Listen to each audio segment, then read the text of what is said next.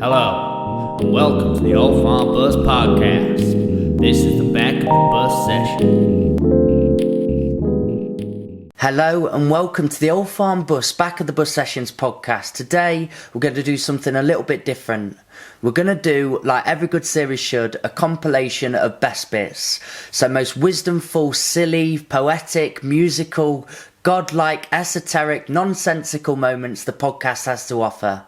Think of It'll Be Alright on the Night but without the bloopers. So absolutely nothing like It'll Be Alright on the Night, but you get the idea.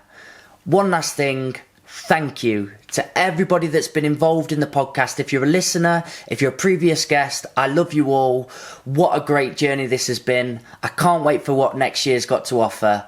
Enjoy your festive periods, you beautiful set of buggers.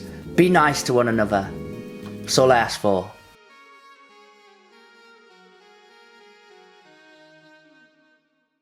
The first guest we've got is James Mather. He came on for a Christmas episode with his partner Lady Rose. That's their band name, so go and check them out on Spotify. And it was wild. We had Christmas hats, tinsel, crackers, jokes, music, everything. What a podcast. But halfway through the podcast we got talking about trolls and internet abuse. And James has got a brilliant way of tackling it. So I said, can we do another podcast on this on its own? We did a special edition, the Trolls episode with James Mather. It's on YouTube, it's on Spotify. Go and listen. Hilarious. Here you go. So basically, if we could, we'll just takeaways on it. Some takeaways on: don't take yourself too seriously.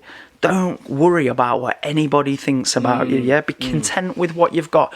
Strive for more, push for more, but never be unhappy with who you are. You know what I mean? And just have a laugh, man, because you only get one shot at life. Guys, always look on the bright side of life. Have a bloody laugh, you gits. Thank you for being a part of the Old Farm Bus, Back of the Bus Sessions. You know where to find them. Do you want to just say it one more time? Where do you find all your stuff, your material? Lady Rose? I think it was everywhere other than Tinder, wasn't it? I think I've seen you on Tinder. Probably, yeah. Maybe Joe hadn't said anything to you yet. Could have been on there. Could have been another ugly bald lad, to be fair. Thank you for being a part of this, guys. Genuinely. I've not done my list. Oh, your list's gone. Bloody hell, to do a list, and then I'm like, goodbye. Would you like to do a list? Yes, James. Well, fuck you. Thank you, mate. Yeah, safe. I didn't think you were doing your list. I was bloody doing your list. You said everywhere other than Tinder. That's a good spectrum to go from. Yeah, everywhere other than Tinder. Include list everywhere there's possible to find you. I don't want to bloody do it now. You've ruined it. We was proper on it. Do you know what? I thought I'd actually made a friend. Do you know when we were doing this? I thought I'd actually come somewhere. It felt real, didn't it? It did. Felt real. And then guess what? And then you just showed all just social media facade. Do you know I'm on about trolls and stuff, and I'm like, don't listen to what anybody says, and I'm genuinely nearly in tears here. Proper shot me down then. Could you imagine? I ruined this whole podcast, but at the end I just do something slightly mean to you and you're just like, you big bully. You're a dick. I really value what you were saying to me though. Going on and just giving you an angry face. Angry face? What the fuck is that about? Can I just jump onto that one? Angry face. Who the fuck does that? Sits there and just goes, angry face. I see that. Sorry, I forgot you can't do angry face on YouTube, but sometimes when I look at really good artists that I love as well, like Laurie Illingworth, I'm friends with the Sunflower Thieves, some people who I respect, when they got a thumb down. Thumb down. Boo! That's essentially what they're saying.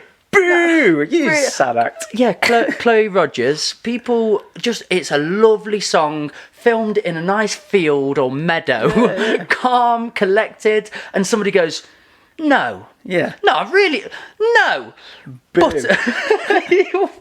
is that? But then, so one, how pathetic is that? But two, how could you be upset by that? Yeah. Somebody's giving me a thumb down. Yeah. Behave. Don't worry, guys. Yeah, Should we go now? I need a wee, actually. Yeah. I do too. Can we cross swords? What? Send a picture to Joe on the Lady Rose page. Guys, we're gonna go now. I know you've stayed for this. Hey up, Nan. How many hours has this been? 2. Jesus Christ. Big love, War and Peace, love, and everything in between. Nice one, James. Okay, so the next guest we've got is Gemma Danielle. I honestly feel I've made a friend for life here. I had no idea about Gemma Danielle, her story. I just knew that I loved her music. This is one of them podcasts that we got lost track of time. I think it went for 2.5, nearly 3 hours. I had to edit it all down, which I'd never done with a podcast before, but it was our first meeting, uncharted territory, and we just needed to explore. It was brilliant. Please go and listen to this one. Here, this clip, she's talking about her creative process and collaborating with different artists. Really listen to garage, right? Yeah. So then I was like, oh my gosh, I am going to be a garage queen. Like, yeah, I can do this because garage is cool, right? Yeah. And I want to be cool. Yeah. You're definitely working that out. I'm liking it. It's happening. So I was like, right, so this is totally about like my street cred. And then Nebula, I've always wanted to work with. He's a rapper. He's just... That was a cool few verses. That was awesome. Well, he only did one. Was it one verse? He did one, and I was like, no. You need to do 2. I was going to say. Because you were making this sound so cool. And then... heck, it works. And then in the morning, because I didn't have anything to record, so I went to Josh's, Project Zeus's studio. Is it tiny? I've not been in yet. It's tiny. Is it tiny? It's tiny, but we stayed 2 meters apart. Yeah, well, I mean, it's big enough. But I always get told, oh, yeah, I'll come. And he's like, I'll bring this guy, and I bring this guy. He's like, nah, just bring yourself, bro. Yeah. It's a bit small, like. It's toasty. It's probably, like, up to that, like... Over the middle of the bus, maybe. Like, a bit more. Yeah, it's small. So I went over and I recorded, and basically I'd made up something in that morning. Mm-hmm. And I was just singing what I'd made up, and he went, yeah, let's do that. Wow. So actually the process of that collaboration was very much like inspired, just spur of the moment. Oh my God, yeah, that worked. And it was like 3 people just coming together to create a track, and literally Project Zeus just smashed it. They just did amazing, and I'd love to work with them again because I find them extremely easy to work with fun and light. I think that is literally what it embodies in the music though as well. So the fact that you had that vibe, and now you're talking about the studio time you shared together, it makes so much sense that that's how you felt, because that is totally what come across. 100%. Oh man, I've been listening to it a bit too much, as some would say. It went on BBC Introducing as well, didn't it? It went BBC Introducing and Kiss. Whoo! I know, but have you been on those before? No, well, BBC Introducing, but not Kiss FM. Is it Kiss FM? Yeah, totally. Well, like that's big. that's a milestone for me. That's huge. But like I didn't know we were on it until I got tagged in it from Project Zeus, and that was on the night before. I was like, oh, yay! So yeah, that was cool that we were on that, and and those little things I just would like to collab with more people, because you just get to like, one, it's easier creating tracks with somebody else because you don't put all the weight on yourself, and you've got someone to bounce off. Have you done a lot on your own merit, first of all? Felt that it's been very singular At the start, yeah.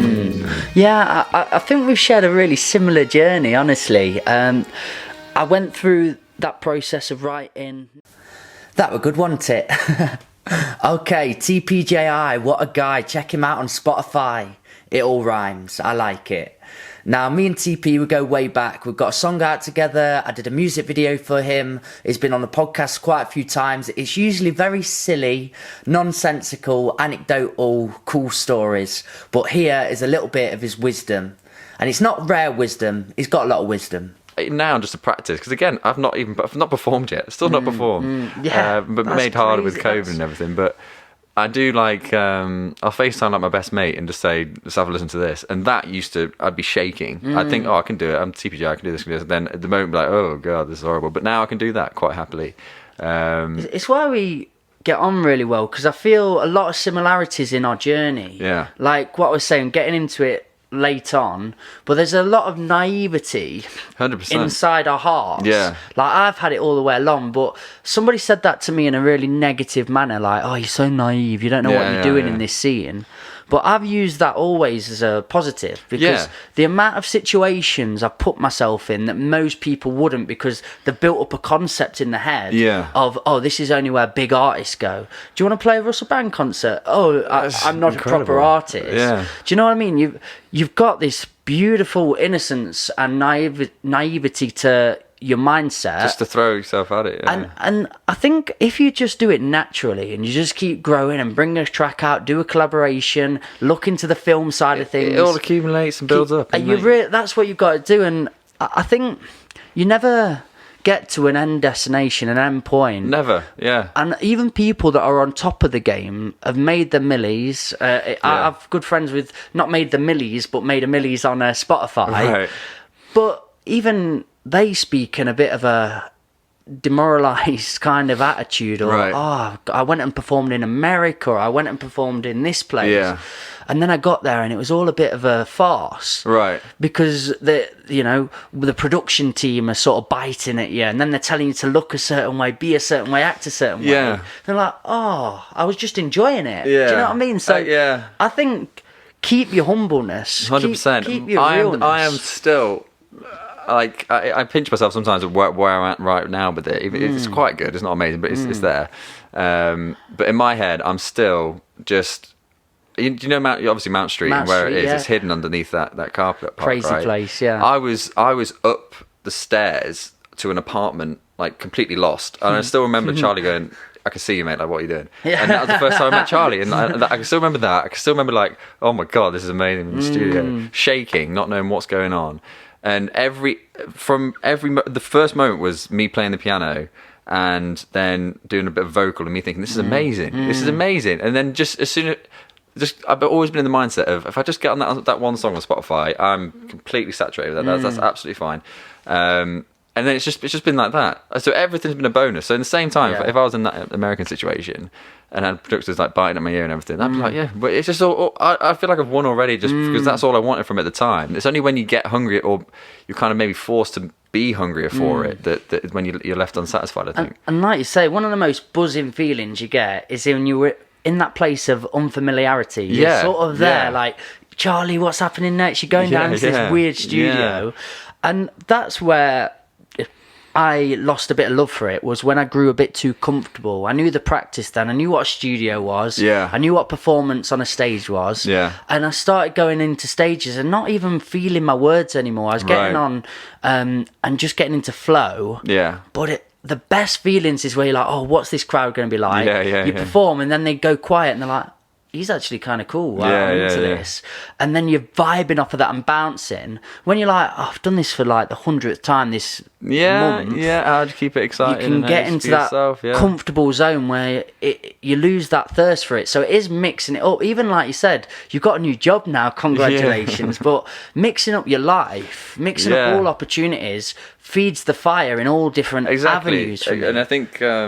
the thing with having a passion that is so strong, with obviously clearly yourself and myself, is that it only takes a small thing to ignite it again. And for me, when I was saying earlier, getting this keyboard for Christmas, there's 300 sounds on that. That's 300 little ignitions that I've got there. They're going to make me. You've got some nights ahead of you. Yeah. So I'm loving that as well. And it was another quotation from I can't sound like him, David Bowie. He says that the best place to be in life is just beyond the water, where your feet can't touch the floor. When you're just a little bit uncomfortable, that goes off. I'll cut this bit out just for my mum.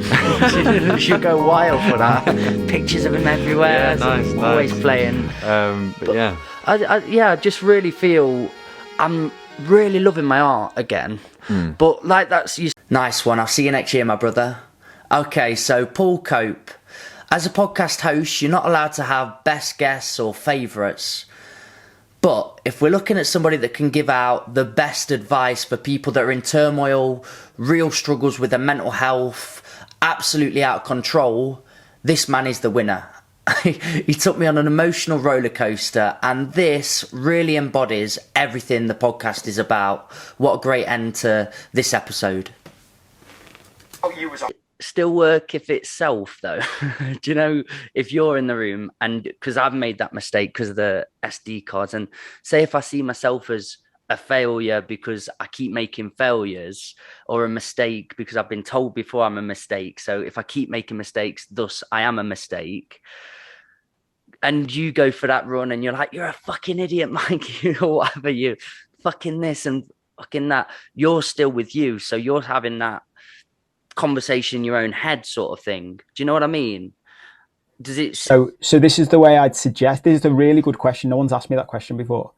So this is what I'd suggest you do. And this is where the multiple personalities are important.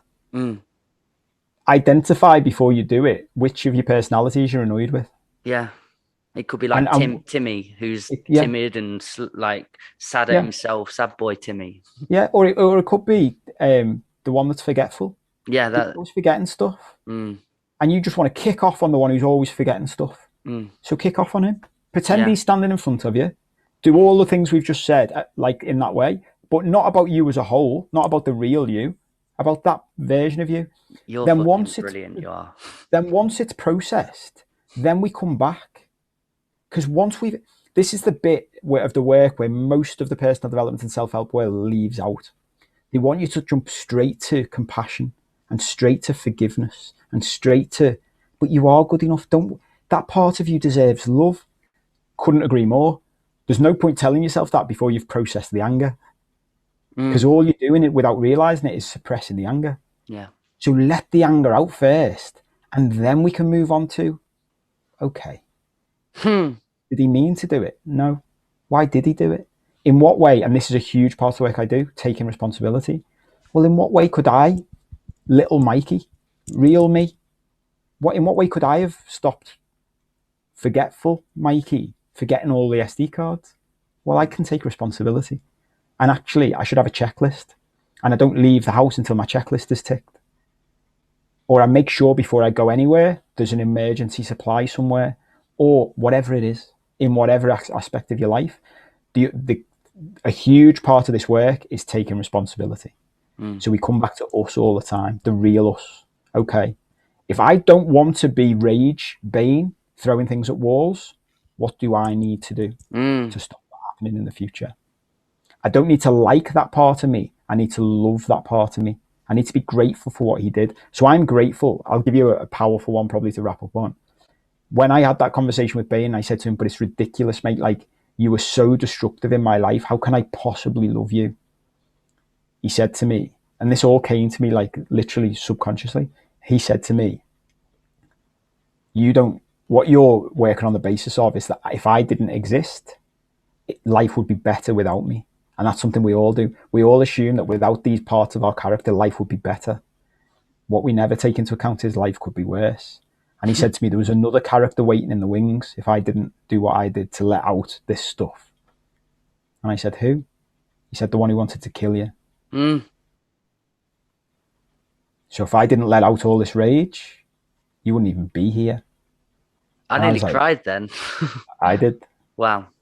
I was like, shit. So I went from, I hate this part of me, to I couldn't be more grateful to him because he saved my life. And I wouldn't be here if it wasn't for that part of me processing that stuff that I couldn't do. I created him, remember? I created this guy to do this stuff for me. And then I've got the cheek to hate him. And he saved my life. So now I'm like, mate, thank you. And you know what? From now on, I'm a grown up. It's on me. This is on me, not on you. Wow. I mean, to end the podcast, that is the best way to possibly end that. Because people up to this marker, up to this point, I just want to say, Paul, thank you so much for everything you've just explained and where you've taken me to there. That was an emotional journey, and I've left on this very high emotional state, and I'm going to go away with that now, and channel that and speak about you to everyone I know. Just remind people the book again. Wow. Okay, the next guest on, we've got the Good Hustles. I already had Morton on one of the podcasts, and he asked if he could come back and bring a mate on, one of the band members, Nathan. So me and Morton had already connected really strongly, brought Nathan along, and the energy was electric. If you're fed up with everybody in the festive period and you're looking for a complete escapism with a lot of laughs, this is the podcast for you. going, right, we're going to formulate this band, Good Hustles, we're building it. Was this where you wanted it to be? This set now is what you had in mind back then? For me, yeah. I mean, or was Good Hustles just like, do you know what? We're a bunch of mates. Should we just make some music? At the start, yeah. When we got together, it was like, we like drinking, we like music. Let's do it. And you can hear that in our music. And in the lyrics, yeah. As much as... I guess there's a temptation for bands to kind of get rid of their old stuff from Spotify because it's obviously, hopefully, going to be lower quality, right? But we have an EP, the first stuff that we released, and the EP is called Nobody Warned Me. It's not as good as our current stuff, but I love it because of what it is. And it also, I think there's something to be said for keeping it there, right? Because if and when we get bigger and bigger and bigger, there's going to be people that look up to us inevitably, and that's going to be a wonderful feeling. But I would also like them to see our journey, the stepping stone. Because if you can look up to a band and you want to be where they are now, and you look back and you say, well, look, they were at that position. I do this all the time with artists. I like Scroobius Pip's a good one. Mike Skinner, The Streets, to be fair. Podcasts, I've looked at Joe Rogan's first ever podcast. Have you seen that? Like the mic quality that's just like the... Oh, dude, it's so funny. He's just there, high as a kite, staring at DMT, man. Old school mic. Just go with... Is it Brian Redban, I think, is with another comedian, but they're sat together, and he's trying to teach Joe Rogan what a podcast is. Oh my god! And it's just this pixelated shack of shit. And he's going, "What is this shit? So we're supposed to just talk now? Okay, I've been to the shops today, I suppose. Orangutans, they'll fuck you up. But no, that's it though. Like that's brilliant. That's what you want. Watching the milestones. What every musician, particularly now that the technology is available. In the 70s it was a bit more of a closed system, but now like I've got my recording setup in my room, which consists of studio in my room, in my house. Home studio, I think. Bedroom thing. It just consists of an audio interface, set of headphones, some wires for my guitar, and like a pedal board, and obviously a computer to record it on. And that's made it so much easier for, I guess you could call us independent musicians, to get into it. And so now it's like, I've kept all of the stuff that I've ever recorded. I've got like my first ever recordings on Logic, just because it's sentimental value, right? But it's really nice to look back on those things and think, wow, I was shit like that. But like now I never want to be someone who's like, I've peaked, never want to peak. No one does. But the quality of the stuff that we're recording now, and like with my other side projects, it's jumped up because it's the learning process, right? So if you go into it and you're like, you know what, I want to write I don't know, something like Muse on my first time. Big Muse fan. I want to write something like Muse as like first time. You're not going to do it. Never going to happen. And that's fine. That's absolutely fine. But yeah, the journey, that's where it is. That's the really a gradual journey as well, isn't it? Yeah. Oh, it's hard and it's thankless at first. With Scroobius Pip and so on, I love the pictures where they've got all the sheets, his mates are holding them up and he's doing like his vocal takes and so on. It's charming, and just looking through it all. And to be fair, I think Scroobius Pip's left a lot of his old stuff up. Yeah. Because me as a spoken word artist, I've looked back at it and gone, I mean, it's good or it's of okay quality, but I could do that. I could literally sort of recreate that, and that made me feel empowered. Yeah, because I thought this is amazing. Look where they've become. Because some of the first ones, he had an example on his film, just doing little cameo roles. Yeah, I'm like, what a beautiful thing where you've got example popping. And who would have known? Like we were speaking about this earlier, but we tend to deify people who are good at things. Yeah, so it's like. Again, for the drinking game people who are out there, Tom York from Radiohead, one of Radiohead and Muse. Who'd have thought it? But if you look at Tom York, the name Tom York, the name Radiohead, right? They have connotations, and we kind of tend to forget that Radiohead meant nothing as a word when they started out. Muse meant nothing. Kaiser Chiefs meant nothing. Why did you go for Kaiser Chiefs? I wanted to make it look like I'm actually cultured rather than just listening to Muse and Radiohead. It's got to be versatile. Look, Matt, I'm not going to apologise. They're good bands. But those words meant nothing. And now they carry their own gravity. Yeah, we impart meaning onto these things by doing the work. And so if you go into it and you're like, I'm going to write this song, I'm going to release it, and it gets like 15 views on Spotify, and you're like, oh, I wanted 1,000 or 100. That's still 15. It's 15 people have taken their time out of their day to go and look at your work, and some of them will have enjoyed it, and then they'll spread it, and you'll get better, because the creative curse is that when you finish a creative project, this happens to me all the time, I write something, finish it, and then I hate it. Yeah. And it's a real curse, and it's hard to keep pushing that. But like the way I like to look at it is, let's take an Olympic sport, something that's like dexterity based, like the pommel horse thing, when they do like the flips and like gymnastics in general. Like, it's black magic to me. Like, these people are magicians. It's impossible for me to imagine myself doing that. But as a performer, you'll know, as a poet and a spoken word artist, what you do, from my perspective, because I don't know how to do it, is just mind blowing. Yeah. Unfathomable. Unfathomable is the word. Yeah. Good word. More words today from you. Thanks to our sponsors. This is what it's all about today. Learning with Exactly. Mikey. Today's episode is brought to you by the letter A. But the point I'm making is that we as creative people are always going to hate what we create because you learn through the process, and that means you always do it better next time. You've got to also remember that there are people out there who are going to love what you create, hopefully. Even if you think it's shit. Yeah, even if you don't like it. And it's a difficult task to release something that you think you could have done better on. You've got to do it. You know what, Charlie Kirby's the worst for that. Really? He was on releasing. So at this point, it'll be months ago when he was on, but like. Let's. From one band to another, we've got Project Zeus. Honestly, we hit it off straight away. Never met them before. Again, love their music on all social platforms. Said you fancy coming and having a chat. The first half an hour of the podcast, we were talking very sort of musically based. Then somehow we got into British humour. And that just took us off to another dimension. We started doing together a spin-off series called Series of Theories Podcast, where we took on the big questions. Some were quite deep and philosophical, sort of, have we lost the war on drugs? I think the first episode there was called, is everything in South Park inside Butter's imagination after Imagination Land? So, yeah, the spectrum of questions were very different. I love these guys to bits. Can't wait to see them in the new year. Enjoy this episode. South Africa, there was a guy, we'd always go to this pub and we'd just take the piss out of each other all night. And I'd play him and he'd play me. But the problem is he was so good at being British. It's like, oh, a cup of tea there. No, I'm like, get, because I'm don't talk like that, mate. more like fighter standard. Green Street, you know what I mean? Fucking dust up.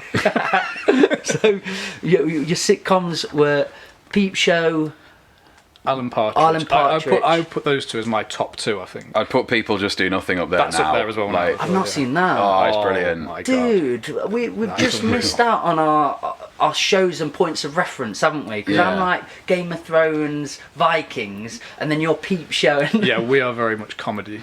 I have seen Game of Thrones. I've not watched any Vikings, but I have seen all of Game of Thrones. That was good. speaks my soul. I thought it was great. That's the one thing. Attention span for me again. I've just bought recently. I bought a treadmill last night. It was a shock buy. I was like, I need a treadmill in my life. Me and you've got enough running space. Mate, I hate the cold. Me and Chrissy, we went away just before the new lockdown. I think there is one. Whatever's going on at the moment. Tier 9 now. We managed to do an Airbnb, and we thought while we're there, I love when I'm there to have a point as well, other than just relaxation. Yeah. We got absolutely wankered there, and it's so much fun. But I always make a music video wherever we go. Yeah. Oh, sick. I think she gets annoyed with me. Can we not just enjoy this one? We've been Berlin, New Zealand, all over, but I have to have my gimbal and that. Yeah, of course. But here we had this lovely hot tub. I was basically like Biggie. Got my girl in there.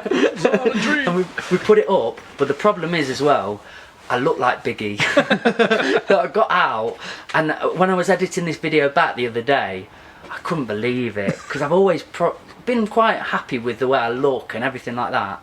Editing back, and I had to get out to like change the lens. Got that shot and I just went, Mikey, straight on treadmill as well. But my plan is now to put it in the living room and just walk and watch things. So sitcoms, films, whatever it is, fill my mind. So I reckon Peep Show's first one then. Peep Show's a good one to start with if you want nine series of Peep Show. So it's quite full on. But they're all only half an hour each. I get up at like 6 in the morning, so by 8 in the morning I've done a season. And it's fairly slow. I mean, the first series is good, but it's a bit slower up until about 2-3, and then season 2, season 3 it just starts going daft. It goes, mad stuff starts happening. But what we were saying earlier, People Just Do Nothing, because Yeah, that one's obviously hilarious. that's all based around Corrupt FM, who are, you might have seen like Chibuddy G and stuff like that, but they're all like, it's a garage, a pirate radio station. It's very, very British, very, very British. It's like a mockumentary, a bit like The Office. Okay. It's kind of like if Spinal Tap were a garage radio show. Yeah. It's basically like that's. You've described it perfectly. Yeah. I'm in the radio show now. It's amazing. And the main guy, MC Grinder, and then you've got his like psychic DJ Beats, and they're like the two main guys who run the run the radio station. And yeah, I won't go into it too much, but it's just brilliant. You're giving all the secrets away, yeah. Oh no, I'm not. No. Wait, you watch it, you'll see what happens. I must admit, we have gone back to comedy though. We've gone to Only Fools and Horses. Oh yeah, I yeah, started doing that that's recently, great. yeah. Oh man, thank God for Netflix, Yeah. dude. Because my grandma's got it on box set, but she wouldn't give it me. my grandma, the loveliest woman in the universe for me, my best mate, would give me anything in the world, anything I want. Not the copy of It's like, no, fuck off. I'm still practicing my Cockney. But that must have pioneered something in how we 100%. see comedy. Obviously, Faulty Towers. It's groundbreaking for the time. Dude, my mum's favourite memory of me, which she's not got many, but she always remembers at our old house, she used to sit at the bottom and just listen to me belly laughing as probably 11-year-old Mikey with Faulty Towers on. Oh, just that slapstick humour, but also very, again, British. Yeah. Torquay Hotel. I used to go to Torquay every Did year. you? It just made sense. It's a shame they didn't do more of it because there's only two seasons. Yeah, 2 seasons. It was always long episodes. I remember watching the thing before, and they were saying every week it kind of overran its time. It was allowed on BBC, but because it was Foley Towers, get on with it. Go on, John. You're allowed to do what you want, John. Please. Yeah. Have you got a favourite Faulty Towers episode? Oh, I think the one for me is the communication problems one with the deaf woman. Oh, that's it. Yeah, that's brilliant. It's one where he wins the money on the horse. When he wins the money on the horse. Oh yeah. And she loses. She She loses 90 quid, but she turns out she's left it at a florist. And he gets that girl in on. Yeah, he gets with Polly him. in on it, and he thinks he's up, and then he drops the vase, and then he has to give her all the money anyway. But my favourite bit of that is when he, because the hearing aid's not working the whole way through, he starts going like and not saying anything, and then she turns it really loud, and then he shouts, and she goes, "Is this a piece of your brain?" Too much. That's so funny because you would do that as well. Do you know when you get wound up with somebody? I've done it in the past where you're sort of mocking them to them just because you're too wound up. Oh, I love the way that, because I reckon he probably had that part of his persona as well. Yeah. Oh, He'd get cheesed off with people or just fed up. How can I wind them up? Is this a piece of your brain? It's a piece of your brain. I love that. And the major rumbles him right at the end, doesn't he, as well? Because he's trying to Give me that money. Yeah. And I think he leaves after that, doesn't he? Just walks out, gets in the car. That's possibly one of the funniest scenes of anything for me. Oh, it's brilliant. Is when he gets a branch and starts battering his car. I'm gonna give you a damn good thrashing. And I don't think I've ever seen anything like that before and after. It was just perfect timing. Yeah. And that's something a lot of British comedians seem to pick up now, is timing, how, that dry sense of humour, but how he timed things to the point. Yeah. Even without that moment, though, the rest of the scene's hilarious because he picks up the wrong dish from the restaurant, doesn't he? And he comes back and he's expecting it to be a really nice meat course, and he just goes and it's a blancmange. He's like, dinner is served. And that's the timing bit I'm on about. It's just like straight on the scene and it's shock value. Yeah. Absolutely dying, man. Yeah, it's not made like that anymore. There's something about humour, isn't there? In times like this, where you can just get fully lost. And, you know, I must admit, at the start of lockdown, at the start of whatever this is, I was getting a bit worried, and then you'd start to get involved in unnecessary arguments. This said, she said, he said, fact check, whatever it is. Yeah. And the moment you just go, do you know what? Just chuck on Faulty Towers or chuck on something funny and get lost. That seems what we need more of than anything. Yeah, definitely. And like you said earlier about your music, if you can just get people on board, having a bit of time for escapism, not taking things too seriously. See you next year, boys. Okay, now we've got the rapping, beatboxing, freestyling, singer-songwriting extraordinaire, Motormouf. I don't need to say much more about this guest. He's an OG, a great friend of the Old Farm Bus. I love him dearly, and this was just a great episode to find out more about him and his journey. You deserve it, if anything. Damn right. You heard over there. Motormouf in the house now. Y'all in trouble. Do you know, being your mate, it's your fault. I even go into the American accent all the time. I can't help it, man. It was just from like growing up, being like 12 years old, growing up like watching Def Comedy Jam stand-up comedians and Richard Pryor and Fresh Prince of Bel-Air like on a daily basis, you know what I mean? So I'm just like, what? Was that your sort of growing up material then?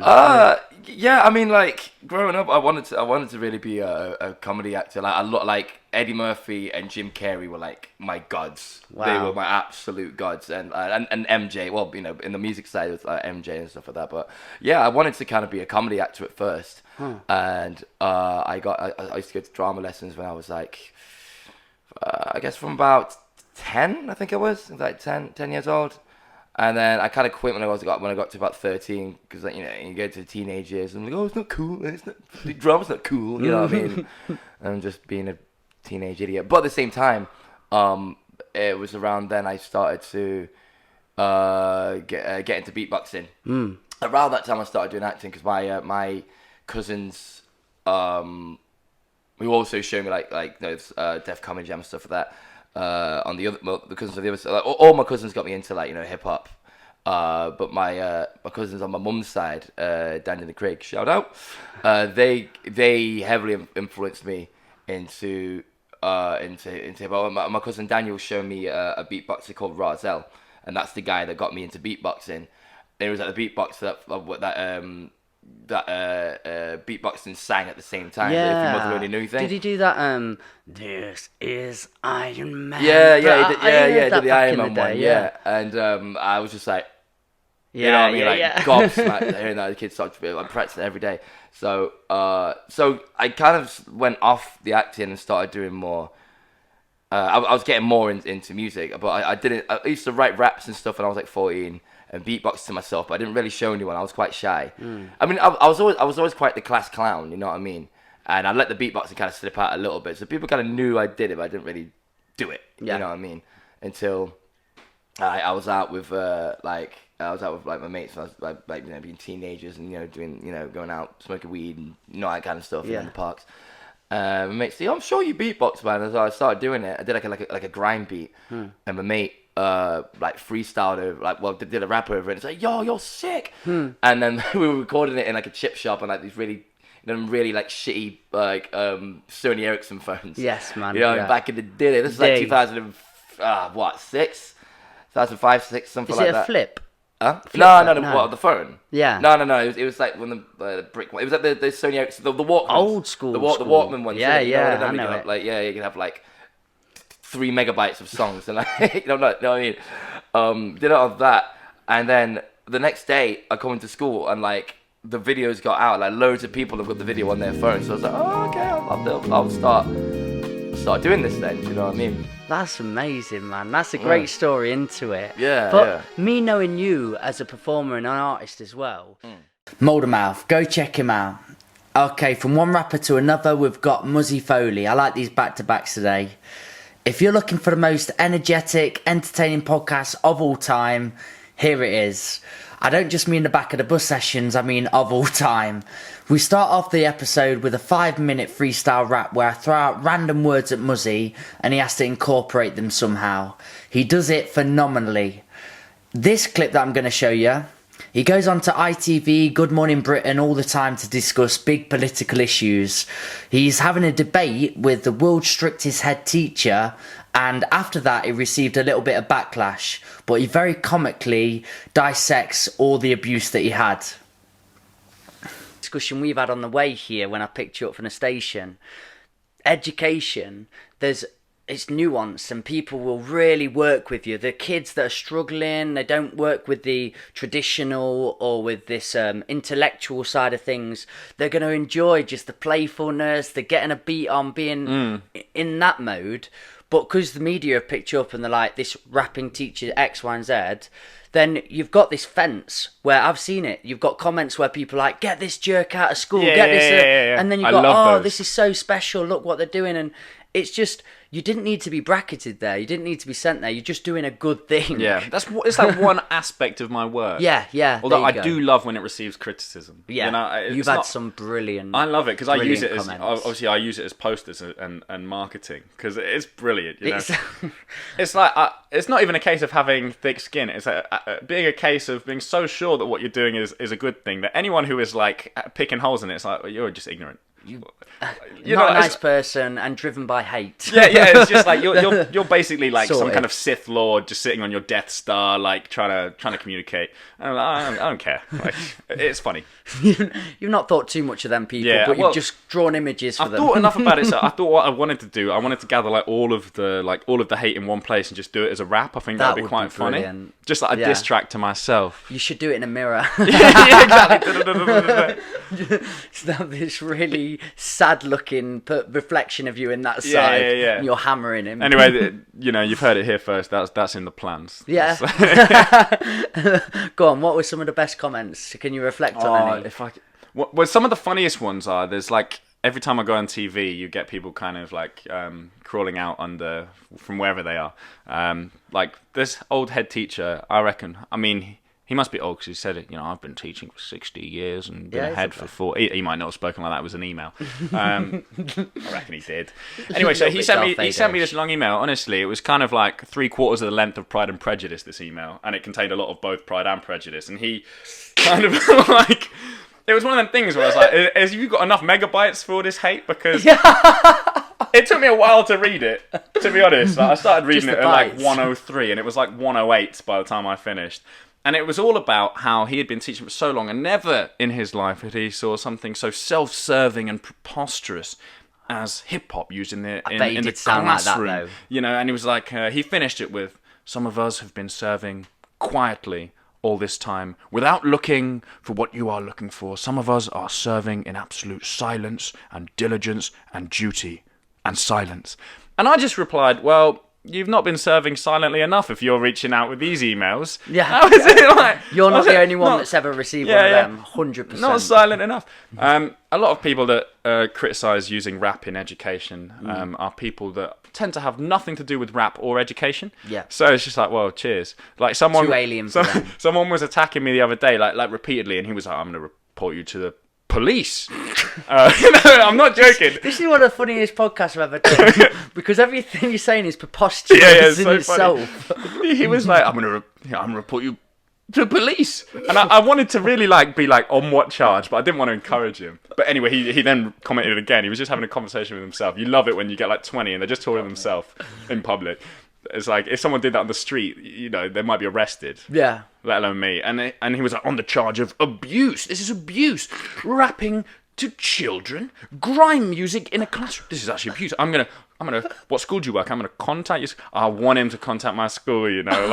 Just what he would find. Because he's clearly associated rap music with black music and associated black music with criminality. So I want him to contact my school, speak to the all-black leadership team who employ me for the specific purpose of teaching through rap, and then to have his complaint. And I would love him to do it in person.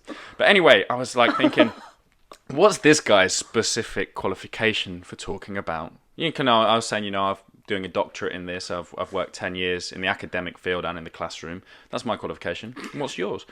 Didn't reply, but then I looked at his profile. Turns out that at the end of the day, he's really good at being a carp fisherman. Oh, wow. So he fishes. Yeah. He's a big fish in a small pond fisherman. And that qualifies him. Now, what I will say about the guy, he's good at fishing because some of the fish that he caught were brilliant. Big style. But I'm not going over to him. Are we talking here? I don't even know. They look big. But the thing is, I'm not commenting on his Instagram and saying, could catch a bigger fish than that. Yeah. I'm leaving him to his thing because he can really do it, and he's got a fishing rod. Yeah. He's got the Wellington boots. I'm not saying. Big love, Muzz. Okay, to all the football fans out there, we've got ex-England player, Liverpool player, many club player, Stephen Warnock. I love this guy. Completely didn't expect the direction the podcast was going to go down. I've always been interested in sort of the transition period for anybody that has a passion and how they move on from it if they can't do it anymore. And Stephen articulates this perfectly, how he went through that transition period. It wasn't sunshine and rainbows. There was a lot of pain there, but he had a lot of help on the way, and one of my favourite episodes, genuinely. The other side of it as well, like I pull my brother up on it all the time, my dad, and it's something that I always notice. And when I've done this work, it's something that I've reflected on.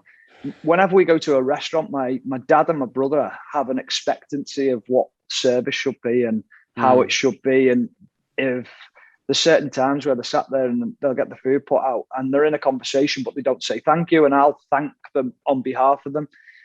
And when you actually think back to it, there's so many times when you're sat in a restaurant or a bar or whatever it might be, and you're that deep in a conversation that you actually forget to do it yourself.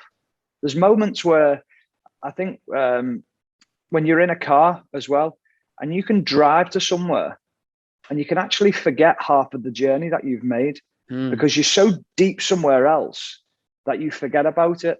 And I often think of that now, is that people are that, they're not in it.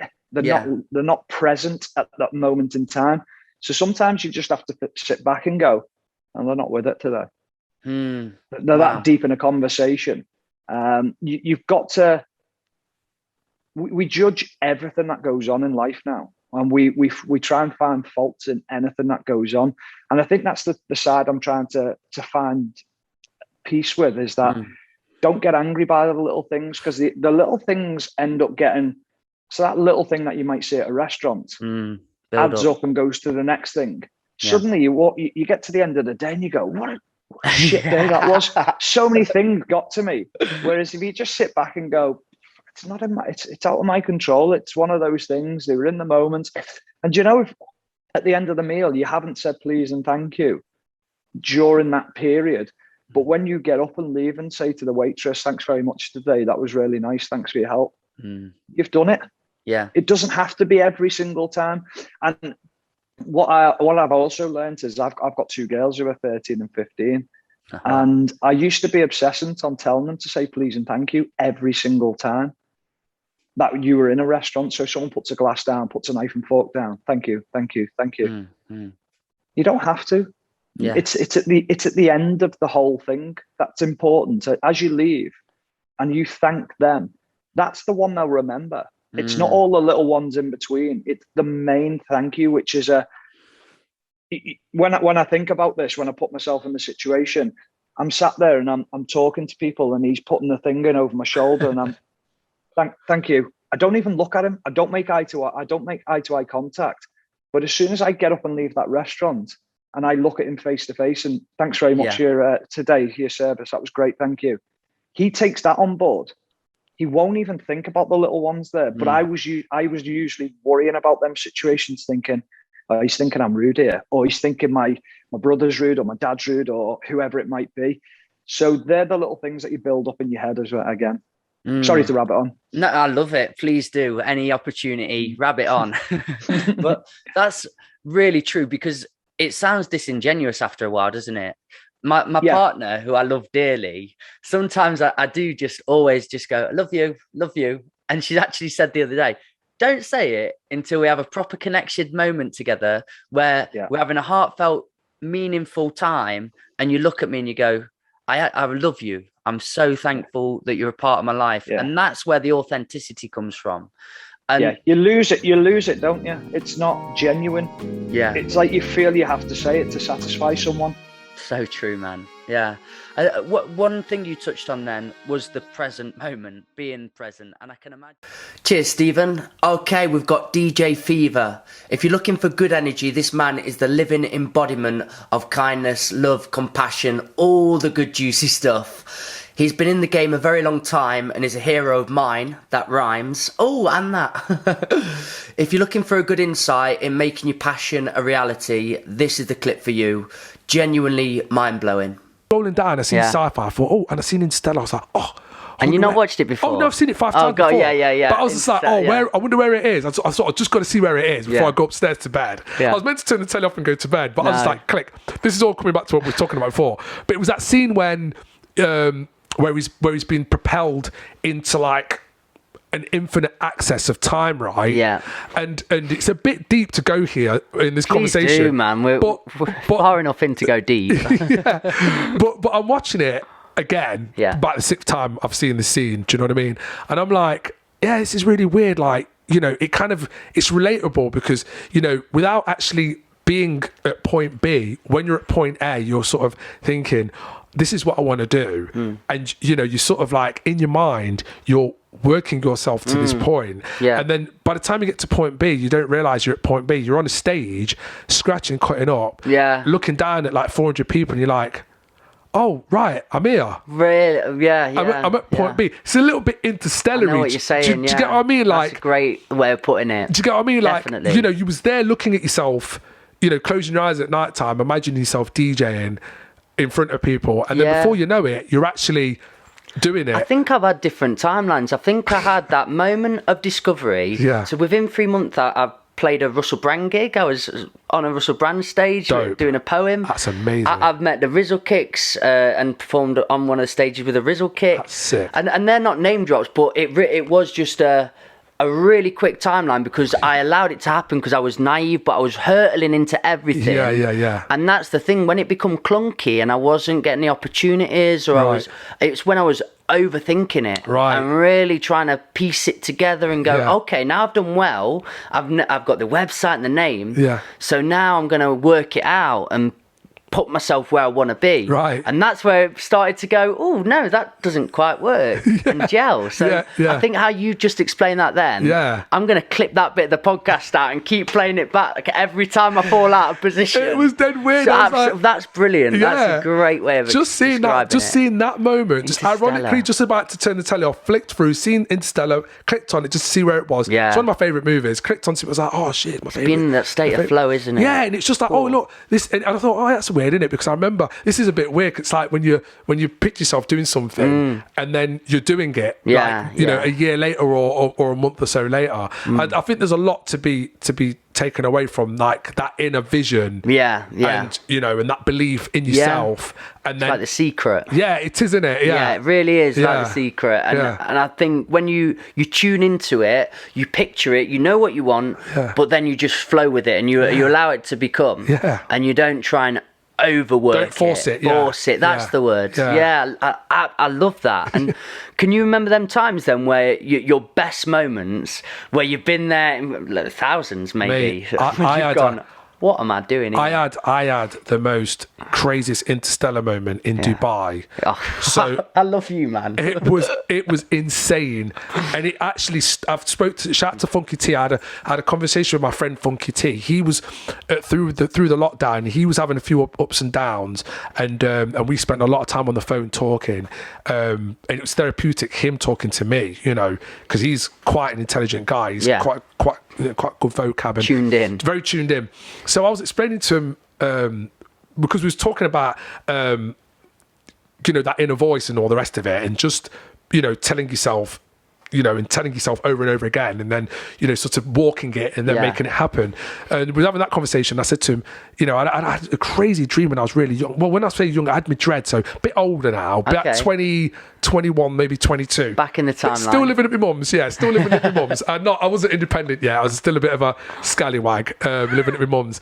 And I had this dream of sort of being on a stage that was on a stage. It was weird. Very, very sort of vivid, very specific. Meta. Yeah, very specific. Yeah, and there was like thousands of people in front, and it was only a quick vision. But back then, I used to like pray a lot and sort of ask God to give me things. You know what I mean? Yeah. Sometimes selfishly as well. You know, oh God, I want this, or God, I need another scratch mixer, or God, I need a. But I remember really like I used to pray a lot to DJ. I was like, oh look, I really want to do this. Okay, so go from materialistic to sort of genuine, very wholesome, like my heart is really in the prayer. Like I want to. This is what I want to do. I want, you know, can't you make this work for me, sort of thing. And I remember having this dream of DJing It was like a stage on a stage. It was very weird. And then we was in Dubai, me and BFG, and it was an Autism Rocks event, and it was Flow Rider and Tiger, and we was in between the two acts, DJing, and so BFG had come off the stage. We had 4 decks up. He decided he was going to grab the mic and hype the crowd up, and I was going to DJ. And obviously, you know what it's like on these big events. You know, they have like the techs will sound check you on your stage, slide you off, and then would already have a drum kit, you know, keyboard. His stage would be slid out, his keyboards would be all set up, they'll plug him in, he's already been sound checked, and it's all digitally sorted on a desk at the other end, right? So they just recall the settings. So they were sliding out the Flow Rider band and their DJ, and they were over there setting up, and B was like down off the stage that we was on, up, elevated up on the stage. Do you know what I mean? So I'm like playing like, you know, Paris, you know, Kanye West and Jay-Z, and there's like thousands. I mean, it's like, I think it was like about 15,000, you know, something like that. It was like the Autism Rocks arena. So it was like an arena full of like kids going nuts. Dude. And I'm playing pretty much like my student set, and BFG's on the mic hyping them up. And right at that moment, I was like, you know, when you get that weird, like, wait, why have I been here? I've been here already. I've done this. Like, I've seen this already, or I've done it already. It's dead weird. It tripped me out for flipping ages, man. It spun me out. Yeah, man. Was that just a moment where you felt it, or so I was in the middle of I was in the middle of mixing. I actually threw my mix as well. Really? Because I was like, wait, what's going on? You had a bit of an existential. Yeah. And I remember seeing this in a dream. In the dream. Like, literally identical, like up on a stage, And I was telling Funky T, and it spun him out. It was like, oh my God, I've got goosebumps. That again, the goosebump moment came. How did you tune back in from that? Well, I think it kind of muted me for a bit. I was a bit like, I went that's off. Powerful. It really is. Yeah, that is wild. Yeah, I was trying to like, it's a lot stronger than deja vu. No, it is. I had this dream. No. I'm living it out. What does that mean the dream state is to reality state? Parallel. Mate, yeah, that's fascinating. I couldn't, obviously, because I couldn't work out what had just happened. Yeah. So it threw me a little bit. But yeah, once we finished that set, I was sort of like, I was a bit like, it was like we go up to the bit, get food and drinks, and we was watching, Flow Rider perform from the back. Nice. And I was just like, trying to process what's just happened. Yeah, it really, really did trip me out, man. So the conversation with Funky T was really like, I think there is something there if you can tell yourself and control your mind and tell it what you want to do. Right, I'm going to focus on this. I'm going to do this. Finds its place. I think the universe kind of moves out of the way, and I'm a believer. Yeah. I'm in. I've got a spiritual heart, and I think that is a factor of life. Yeah. And the moment you step outside of your truth or your authentic self or where you're supposed to be, I think that's very telling too. And it's not always wise to find a connection in everything, because you can drive yourself a bit mad. Coincidences in every factor. I've got friends like that. Love them to pieces, but I'm like, just calm down a bit now. Can we just play FIFA or do something else? Because they just want to go, oh, that means this and that. And I'm going, you're going to run yourself out of energy. But for the most part, or the main part where you can tune in and go, oh, that feels like this is a sign now. I'm going to use that because I know where I want to be. And it's come back all the way back round to that knowing what you want, really believing in, thinking out, having that process, and then allowing it to flow. Just allowing it to flow. It's a desire that's deep inside, you see, and it's what you want to do. You probably speak to athletes, people that, that... DJ, I look forward to having you back on the farm, brother. Okay, I love it when dualities happen in a person. If you mix sweet, calm, kind, bubbly into powerful and strong-minded, you get Tiffany Holland. Whew, this podcast is stunning, and this clip in particular is an absolute game changer. What a quote this is. I think one of the biggest things that I've learned in the last year from my friend Molly, who's a hypnotherapist, is this idea of like turning poison into medicine.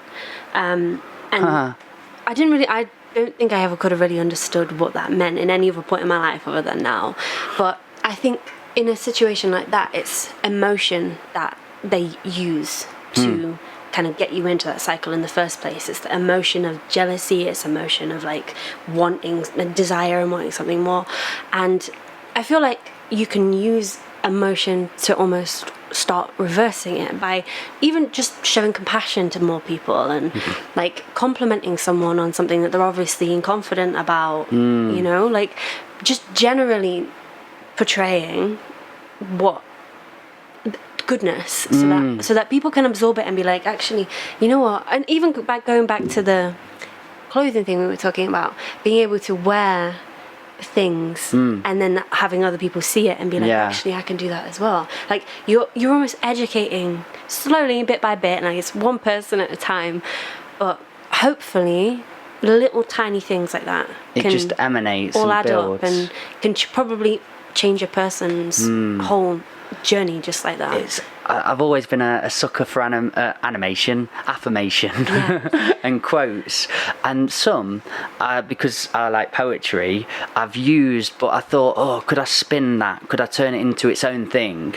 But the one that I've never been able to spin better than it is be the change you want to see. Oh my God. It was always the one where I went, do you know what? I think it was probably Gandhi on it, that one. You have come up with the greatest saying of all time, and that, truthfully lived, truthfully embodied, is how I see change come. 100%. In every way. I don't think I've ever seen anyone not doing the thing that they want to do that's ever changed anything. I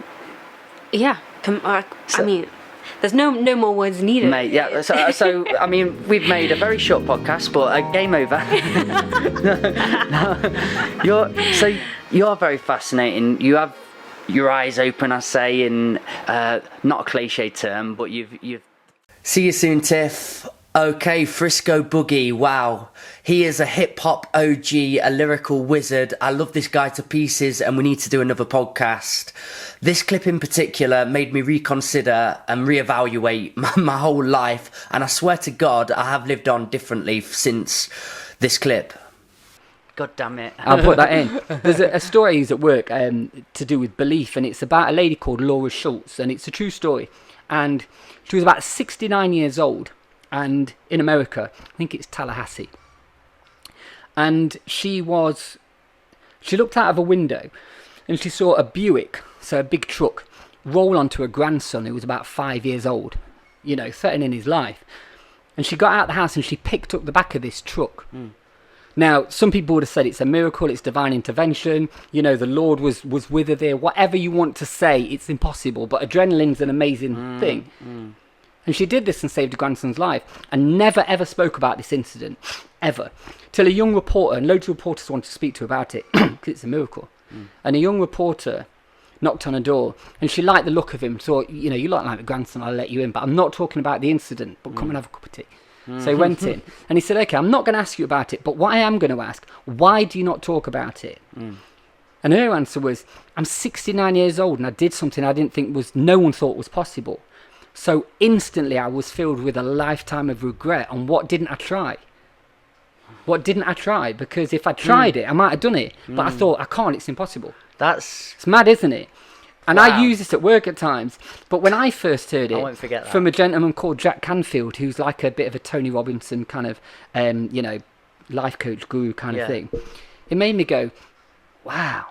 And the guy, the interviewer says to her, well, what do you want to be? She says, I like rocks. I want to be a geologist. And he says, so why don't you? She went, I'm 69 or whatever age it was. He went, yeah, but you could still go and study now. And she ended up going to study late in life and ended her life as a geologist. So she fulfilled what she wanted to do. But it was that little incident that made her think, what happens if I had tried all these things and I didn't? That's like, you know, when you think, what am I not trying that I could do but I don't because of my self-doubt or self-belief is just not there. You know, it's one of those, you know, if you think you're right, you're right. If you think you're wrong, you're wrong. You just got to think something, haven't you? I've heard some fables on here before, and that's one of my favourites. That's one that I will take away. It's just strange, but it always made me go, wow, what happens if, you know? And when you say you've been toying with that emotion and that feeling, of I'm this age and how you feel, are you pretty much more on the side of, but I'm enjoying it, that's how it's going to be? Depends what day it is. Yeah. I'm telling you, it depends what day. I am, if, you know, we're going to be on it, if we're really, this is like a therapy session. Definitely. There's times when I've really thought, but I'm really getting to a stage now where I'm like, actually, it's a good thing. Because you've got the experience and you can try and just, it sounds really patronising and like you up your own arse, but try and guide people at times or give them a little bit of advice because you've seen certain things, instead of trying to still keep up and do what the younger generation are doing. Because for me, it was all about that. You're trying to be relevant and you're trying to stay relevant. And it got to a stage where I thought, do you know what? Yeah, maybe I am. But then on the flip side, my thing was, my hip-hop heroes are still doing writing, dancing, so why can't I? Until someone says, you're too old and the hip-hop book closes, why should I stop doing what I'm doing? And even then I'd still keep going. Yeah, because you can make tunes in your bedroom. Dude. As long as you make tunes in your bedroom, who cares? Mean, honestly, I know where the music scene's at now. I know certain trends are as they are. But, you know, as people mature, they need healing. They need helping. They need wisdom. Wisdom is the most important thing. And for people to gain wisdom, have to go through experience. And you've been through every experience, you know, not possible, but imaginable for you and your journey. So that maturity that can come through in your artistry and your music, for especially I'm 27, but for me and these sort of people, we're quite existential people. We need to be told where we're going. That's who I want to listen to. Right, and it's interesting you brought that up. I had a conversation a couple of weeks ago with Top words, Boogie. Okay, if you're looking for conspiracy theories, alternative angles, some say hard truths, then Torus Energy is your man. We got the most downloads on this podcast, and when I go to the gym and have a walk around, people say, that is your best podcast, get him back on. So I will do that. I need to get in touch. Check out Torus Energy on Instagram because his artwork has surpassed mastery and it's hit deity levels. So please listen to this clip. You will be amazed. And he does a great Russian accent. I love it. Is it 1984 or 1987, 1982, something like that. Interview with Yuri Bezmenov, KGB defector. And like, you know, like what I said to you about the equality, and he was just saying like we introduced the equality concept into the public eye in America because it is a way of creating communism, because they will never be equal, you know. And he's like saying how he calls them useful idiots. Because he's like these Marxist indoctrinated people, they are the useful idiots. They will bring in the communist state, and then when they have the gulags, they will be lined up and shot. Wow. Yeah, and he's basically saying how like these people aren't useful in any other way than to bring in the neo-Marxism, and they were useful idiots. Yeah. They were subjected to very subtle indoctrination, like through the American school system, right? That was basically introduced via the KGB, and you know the same guy is saying like the people think the KGB is there to blow up bridges. This is movie things. This is a movie thing. Actually, the main projects is giving disinformation and subverting people ideologically. You could get a film role doing that too. I'm so in. And the thing is like people aren't aware of this stuff because they think that when they turn on the television, what they're telling you is the way that it is. And there's no agenda at play, and there's no aim to get you thinking a certain way. It's like, you know, ignorance is bliss, but like ignorance is the intention. Like if you actually were aware of everything, you would find it incredibly uncomfortable at first. And I think that that's a lot of what is going on with me, because I've got to a point where I can speak to somebody who thinks that I'm the worst person ever, and I'll send them a study that proves what I'm saying, and they just bypass it because the acknowledgement of realizing that the world is not the way that they thought it was is so huge. It's like, essentially, I'm putting people in a situation where if they deny that there's any logic to what I'm saying, then it's very easy for them to just go back into the blue pill, like sleep state, and just accept whatever they want to believe. Whereas, like, if they realize that there are forces at play, that there are lies being propagated, that there is an agenda to make you think. Yes, Torus Energy. From one fiery thinker to another, we've got Emeka. I couldn't do this compilation video without having him on it. He's a good friend with strong thoughts, an ex-footballer, and he's got a clothing company called Show Your True Colours, and he always does just that. Here he is performing one of his outstanding poems from his book Outspoken. Let's talk a little on poetry though. How on earth is the book going? Bro, the book's doing bro, well, let me tell you something. If it wasn't for lockdown, this would not have been born. Because that's when I said, yo, I'm getting involved. Outspoken. I'm getting outspoken. I've got to hold it up. So this one here, look. Yeah, get it in outspoken. There. Outspoken, available guys. on Amazon, and it's about as the same price as a decent bottle of wine. And I mean a decent one, not a rubbish one and not a really good one, a decent one. Less than a tenner is what I'm trying to say to you. And if you want to, if you're like me, and you're on the back of this, you're on the blurb as well, aren't you? You forgot about that. Yes. And if you like me and don't like reading loads, it's 35 pages. Come on now. So Get it. It's brilliant. Get involved, man. I've got it. Thank you. And, can I read one to you? Do you know what, mate? I can't believe we didn't start with it. We just went in, didn't we? Well, you can edit it and make it look like... Yeah. True. No, this is... live. I clip them out, though. I do mini clips of all the podcasts. So I'm definitely going to clip this out and put it as one of the mini clips. Yeah, man, bless. I'm going to read one which is based on a true story. And it's an amalgamation of a couple of girls that I used to see, but one in particular. And these were the things I found out during and after going out with her. So it's called Set C, and hopefully by the end of it you'll see why. So I'm just going to read this one to you, and it is, like I say, it's very, very biographical. She only saw me for me. Her mates would make a mockery, saying, how could you date one of me? One of them. This came from her apparent friends. She naively thought they thought like her. Thoughts of their prejudice had not occurred until they realised her boyfriend was black. To her, it was not a fact of any matter. As a matter of fact, they did not concur. Keeping it white is what they prefer. They referred to her as black meat, then see me, meet me and greet me. Having no inkling, I know of their deceitful ways, of which I hate. But I've got to play the game. She held so much back to protect my back. Stuff like, I didn't think your boyfriend would be black. Why did you go and do that? Now you're going to be known as Baby Spice because you're damaged goods. You're going to get hurt and damaged good. He's going to break you in two. He's going to cheat on you. All black men do. You know they're partial to domestic violence too. STDs, so many of them do. You better go for a checkup, you. He does look a bit of a thug. I bet he sells drugs. Did I tell you they're partial to get violent? And all this time she's silent, keeping quiet while emotions run riot. Drained and tired, she cries in private. People making her love feel like it's a sin, are actually the people committing the sin. All because of the colour of my skin. She said she wanted to tell me, but she didn't know where to begin. And all these years later, she opens up like an open book. She relates to me in detail all the barbaric racist regale, merely because she dated a black male.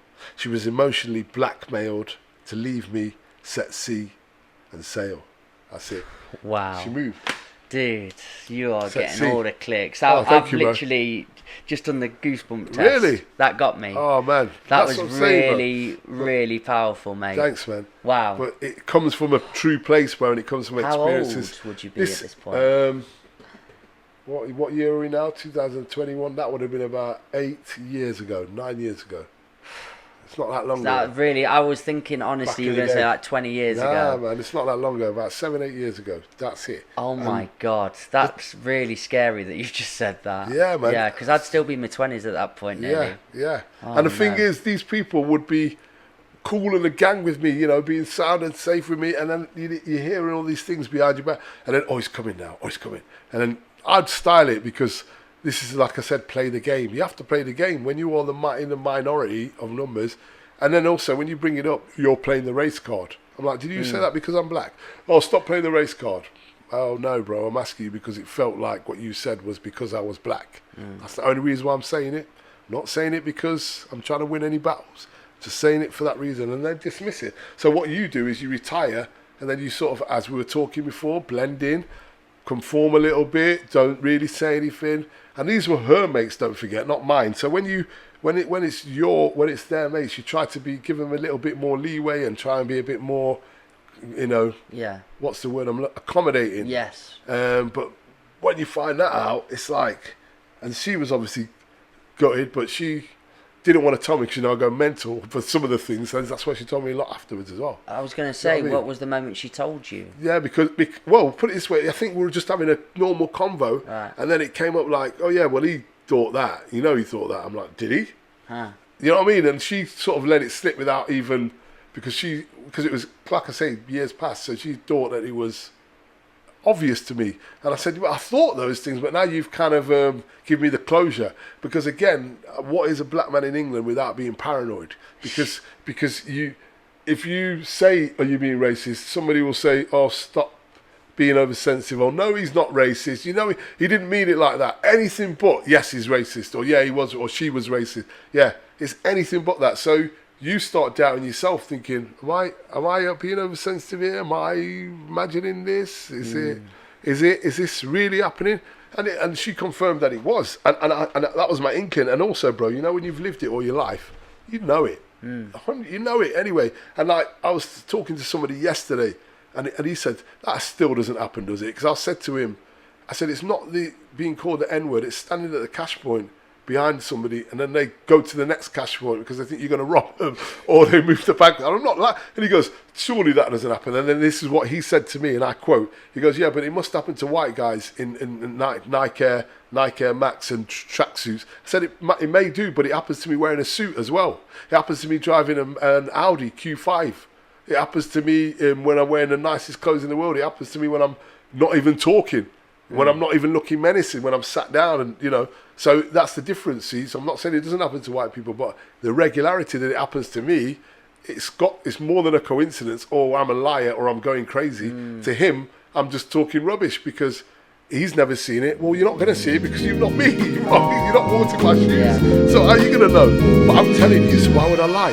What was the moment you stopped being so accommodating? Because I'm sure I've noticed in time that you are. Powerful words, Emeka. Here we have Alex Smith, Concrete Rose Ferocious Dog, Sleep in Motion drummer. He's been on a handful of times and each time gets better and better. From a history lesson to life on a tour bus, this podcast episode takes you on a great journey. Let's listen to him here talk about Ferocious Dog's music video that blew up the internet. Because that new video that's out, you've just shown me before this. Yep. It's bloody fantastic. Oh, really, really good. Another level of goodness. Who was the filmmaker? Justin Griffiths. He needs a shout out because Justin Griffiths, if you ever want to collab, mate, you're the man. I love you. That was special. He's a good guy. So, yeah, what was that moment? We have sort of this thing with Ferocious Dog. I think a few of us have quite a keen interest in history. And one thing that certainly Ken's done when writing lyrics for a few different songs is sort of take a random part in history that interests him and then write a song about it, which I find quite an interesting perspective. Certainly if you're writing so many songs and you're struggling a bit for subject knowledge, not that it's cheating, but you know what I mean? It's like being a historian myself, I find it quite an interesting approach. So this latest single, it's called Pentridge Rising, came out last Wednesday, and it was the last English armed rebellion. It was in 1817, and it was staged in Pentridge, which is right near here, isn't it? Yeah. Not far. The Pentridge Revolution. Yeah, I've heard of it. And it was, and they were basically, they were made to think they were taking part in a nationwide insurrection, so that this was happening all over the country. And these rebels, one of whom is from Sutton in Ashfield, one of the leading guys. So I'm from Kirkby in Ashfield, so it's so local as well, which is another part that I find really interesting. I bet that buzzes you, doesn't it? Gives you that adrenaline. And it's so basically they were betrayed anyway, and the rebels were arrested when they were marching to Nottingham. How were they betrayed? And there was a spy within the ranks who was reporting it to the There's always to the one government, tosser, isn't there? Yeah, to the military. So they were arrested. A lot of them were sent to exile in Australia, as they used to do at the time. and the 3 ringleaders were executed. But before they were executed, they were held at Derby Jail. And so that's actually the place where we filmed the music video. And then upon the release last Wednesday, we played like a private release show to like about 50 of our really close circle and the guys that have been there from day one. And we did like a private show at Derby Jail on the actual land where the rebels that we're talking about were executed, which is quite an interesting. Mate, I'm just smiling for you because to combine the history side of things and the love for music together and merge it in one, you must have been the happiest man alive in that moment. Yeah, I love that We're doing what? We're going where? Derby Prison? Yeah, in fact, we got to work with Richard Felix, who's the historian on Most Haunted, or he was for a long while. So when we originally went there to film the video, he greeted us at the door and he took us in, and he was the same sort of thing. He was so enthusiastic and he just couldn't wait to tell us about this place. And they were showing us, and Jeff, the guy that works there, they were showing us the because it's like a bit of a museum now as well, and they do like ghost walks and that sort of thing. And, wicked. And they were showing us the cell doors where people have carved their names in, and you can then check these names on the records and you can see what they were hung for or what they were executed for, and when they were held there, and yet you can touch the very scrapings that they did the night before they were executed in the cell doors. I got goosebumps you saying that then. Yeah, completely. Yeah, it was such an interesting process doing the video and obviously then going back to play it there as well. Are all of the Ferocious Dog members into the history? Were they all getting a buzz off of it, or? I think so. Within certainly to quite a level. Yeah, it was. You can't not do when you're there as well. It's certainly Derby Jail was such a there's a presence about it. Quite an eerie place. Oh, absolutely. Yeah. You can feel it when you go in. A lot of people say that. Yeah, I'm trying to think of it. Do you know the Derby Mile? Yeah. I know what. The Derby Mile, where all the pubs are. Yeah. What do you do? Have a half pint at each pub when the Derby Mile's on, don't you? Yeah, I think supposed to. And then it's like it's on that strip because one of the guys, one of the historians who were there, was telling me that's where the saying "I'm on the wagon" comes from, because it was when you used to be hung, so you'd stand on the back of the wagon and then the horse would walk and you'd obviously drop before the actual gallows. And so what they used to do is somebody was going to be executed, they'd take him down the Derby Mile and they'd have a pint or half a pint in each pub, and in the last pub they'd say, "Sorry, I can't, I'm on the wagon," and that meant I'm on the wagon ready to be hung. Wow. So they're about to be executed. Yeah, because apparently they used to sort of encourage him to have a few pints beforehand because they were a lot easier to handle. Really? They're sort of more relaxed when they're about to be executed. They say that, don't you? Do you know when people are drunk and they're falling downstairs, they actually don't end up that injured because your body's flimsy and it wasn't expecting it, so it sort of like jellos into it. Yeah. Rather than when you're rigid and sober, you fall into it and you're trying to sort of tense and brace to go against it. So that makes total sense. Yeah. A good example is that of when I was in Newcastle the other night. I got quite a nasty fall after a few pints, and at the time I sort of laughed it off, and ever since now my ribs killing me. I had no idea at the time. That's a terrible example, because if you were really drunk enough, you should have mellowed into it and turned into jello. Yeah. You wouldn't be feeling this now. You were just one pint behind. Fair enough. I must try harder next time. What was the filming of it all like? It was great because we filmed the first half of the day was at Derby Jail, doing the jail scenes and that sort of thing, and then we went over in the evening to a friend of ours. He's got like a farm. He works a farm in Ollerton Way, I think, and we got say about 30 people down of like really close followers of the band and that sort of thing. We spoke to a lot of our friends who came down to play like extras, and we did like the marching scene when we lit like the medieval style torches, and we're walking, and as they sort of joined us behind, we had to wait till nightfall. It was freezing as well. Everybody's still doing the coats and we're all dressed up and everything. Did you have a bit of a surreal moment doing that? Because it was cool, yeah. That's a genuine scene, isn't it, from history? I can imagine that happening. People at night, we wouldn't have had lights in the day, they'd be having the pitchforks and the lanterns and so on, and when you're just in that formation, everyone's going. Did you have that like kind of trippy moment where you're looking around like, wow? Yeah, that was cool. And then besides when people were joining us from the side, you could hear all lighters going in the trees trying to light the things. Yeah, it was cool. Shit. We put a bit of stuff in it so it like sparked as well. So, because I was walking, and we obviously everybody's trying to look forward, remain serious, and I could just feel like, I think Dan was walking behind me, I could just feel like the the heat of his flames there, and I was like, keep that torch away, mate. Yeah. I've got a lot of gel on, you know, some spray. And because we only had so many torches, we're like, right, we've got one shot at this. So, and I find it so hard not to laugh when I'm doing things like that. Yeah. Even we were doing some videos before the gig last Wednesday about, you know, just doing the, stream our new album, it's available on this now, and that sort of thing to use later on. And I was just ridiculous. I was all the way through it just going, there's nothing funny, it's just that. That was with like, intense moment. Ferocious Dog? Yeah. Oh, mate. Are they all similar as well? Do you try and crack each other up? Oh, yeah. Definitely. Cheers, Alex. Another Notch music head here, Myles Knight. If we had more time, we'd have a podcast out together, but we don't. So here we are on the back of the bus sessions, from mental health battles to Cole Pilkington's Idiot Abroad. We have a wide range of topics in this episode. Myles runs an open mic, and he explains the etiquette and how to behave at one of his nights in this clip here. With the open mic scene, if you were new to it and you were going to give somebody some etiquettes to go forward with, what would you say? Because you're a host, and it must get on your tits the way people act in open mic scenarios. Yes, very much. Go on, just tell people how to behave. Shut the fuck up.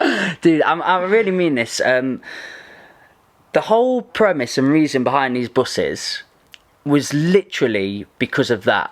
Because of open mics and poor open mic running. Yeah. And I remember getting home depressed as out one night, and it wasn't just for me, but it was for everybody else involved. And especially spoken word over talking is just nonsense. That is the worst night ever. And luckily for me, when I was going to lots of music nights, because I was probably one of the only poets on for the night, most people would be pretty interested in what's going off. Is that guy having a mental breakdown? Is he just ranting at us? He's talking very fast. Give him a mic. So yeah, they would literally stop, and it was really humbling and quite, I've made a moment happen. Yeah.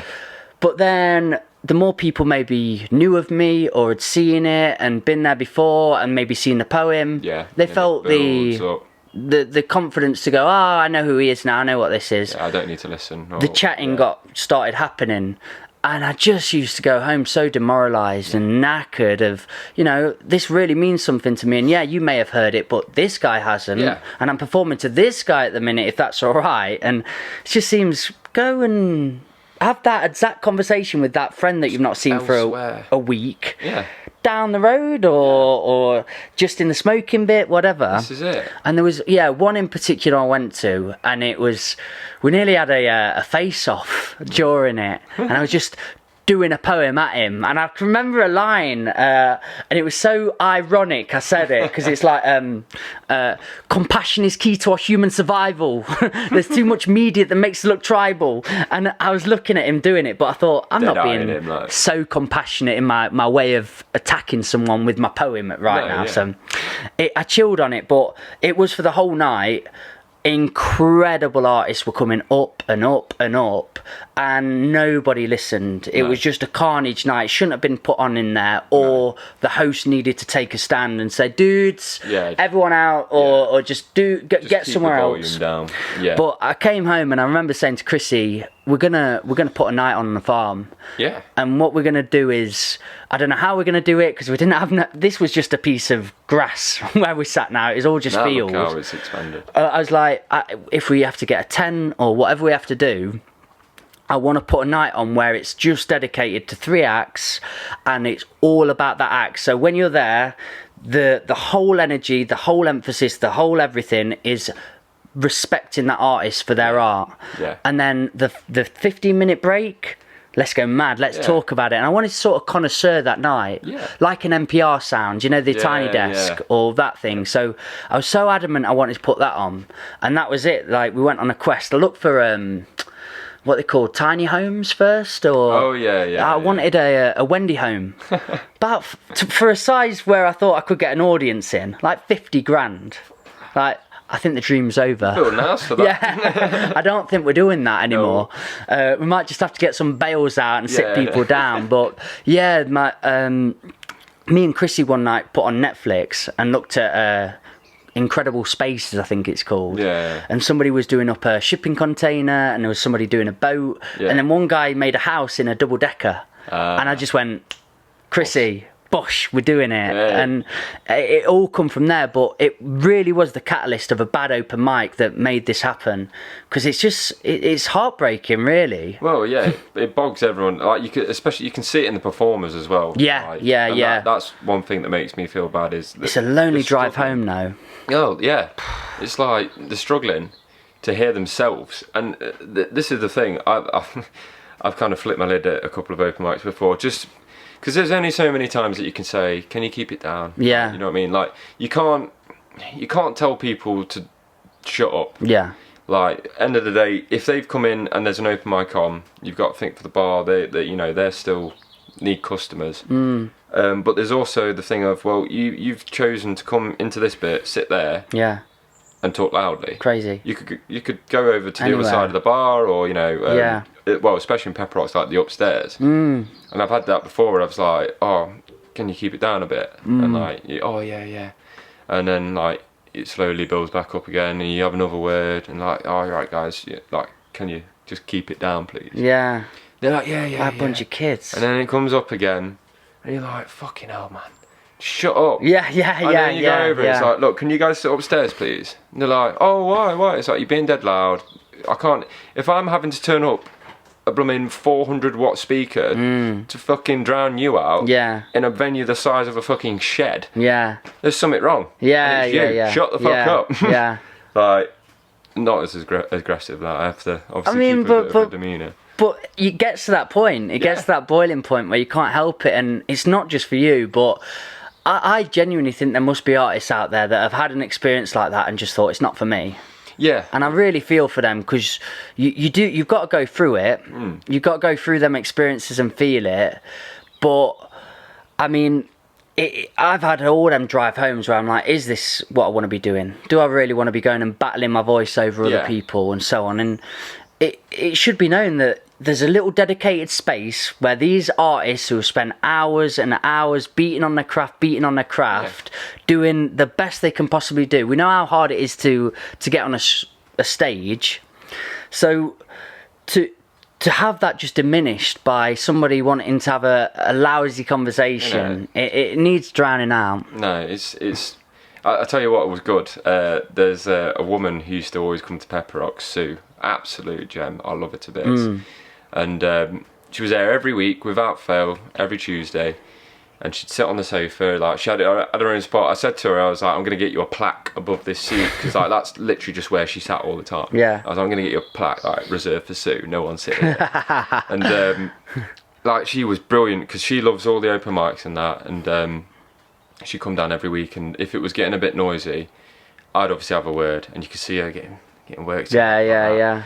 And then like, she wouldn't do it. Like, she'd just like, stand up.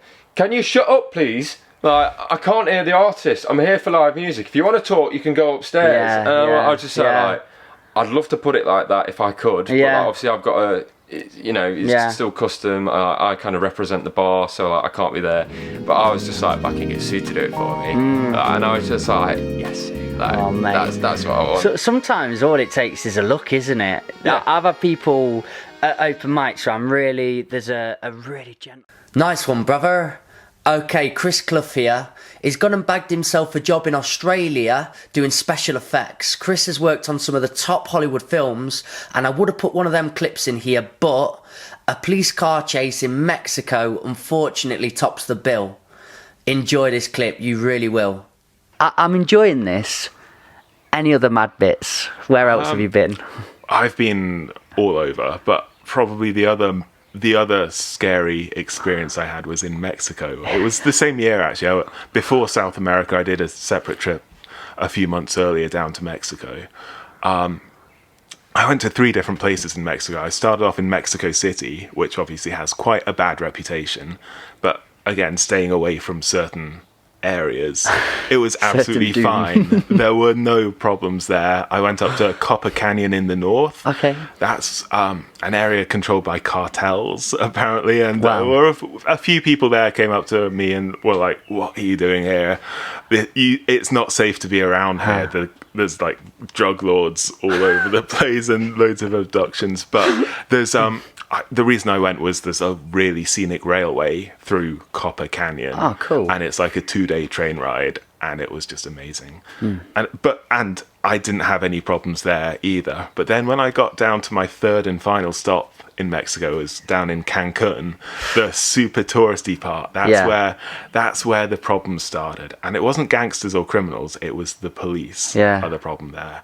They look for any way they can to which are kind of like from, gangsters. I suppose so, yeah. Fair point.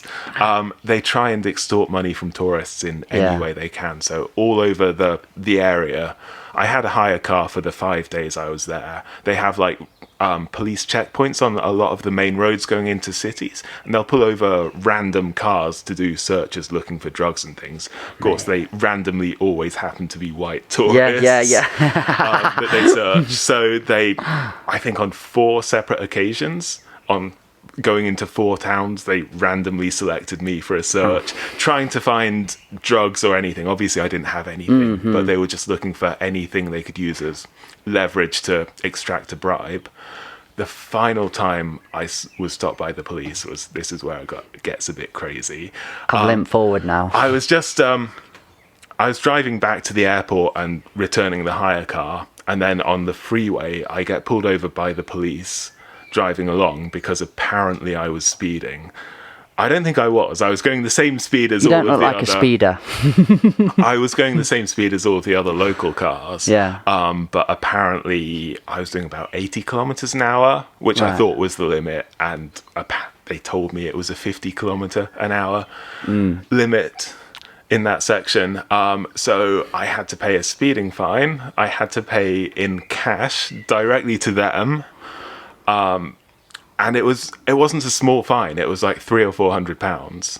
Of course, I didn't have that kind of cash on me. It was the end of my trip. I deliberately used up all of my pesos. So they helpfully offered to escort me to the nearest ATM. Helpfully.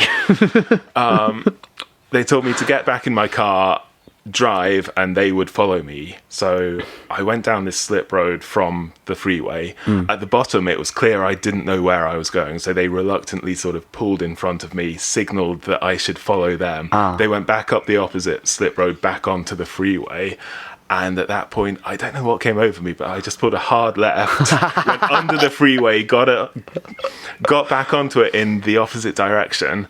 I was only about a minute away from the car hire place that I was taking the car back to, and unbeknownst to them, that was the exit that I needed to take anyway. So if I wasn't speeding before that point, I certainly was then. I floored it for about a minute to get to the car hire place down a little side street off the freeway in the opposite direction. Right. About 30 seconds after I pull in there, I see the same police car with its lights flashing, speeding off. I assumed chasing after me, looking for me down the main freeway past the end of the road back to the main airport where most of the other car hire places were. So yeah, I was shitting myself. You can quite literally say to people, I had a police car chase in Mexico. Yes, I can. That's not normal, mate. It's not. That is not normal. I know. It's moments like that that make you feel alive. Do you know when people do that 2 lies and a truth? That definitely will stumble. Wow, crazy story, right? Okay, here we are with the last clip now. It felt right to top the bill with a bit of music from the newly formed Pablo. Here they are with November Nights. Peace, love, jazz, and all that good stuff. Thank you very much. Holy moly. Have you got anything else in the can? Do you want us to play a song? Yeah, if you are. Yeah, of course. And it's been too long on this bus with all this and none of this. That wasn't a wanking sign, guys. Stop it. What do you want to do, November Nights? Yeah. If you do you want to talk about it then? Yeah. Well, this is a song that we wrote in November 2019. So Alexi had the idea for a riff, and he came over to our house, to my flat at the time, and we were kind of going back and forth with ideas. So he had like a verse, but didn't really have anything for the chorus. But yeah, this song is basically just like the feel of like, you know, when the winter's just rolling in November. You know what I mean? Like you get that cold bite, but there's beauty in the cold kind of thing. You know what I'm saying? And I think that's the kind of feel of what this song is about, and just going through the notions and like everyone else going into the winter period, I guess. I need this more than ever right now. Come on, I'm gonna strap in, lads. It's bloody muddy out there. Well, look at my bloody white trainers. White trainers to a fucking farm. It's so cold. Alright, let's go.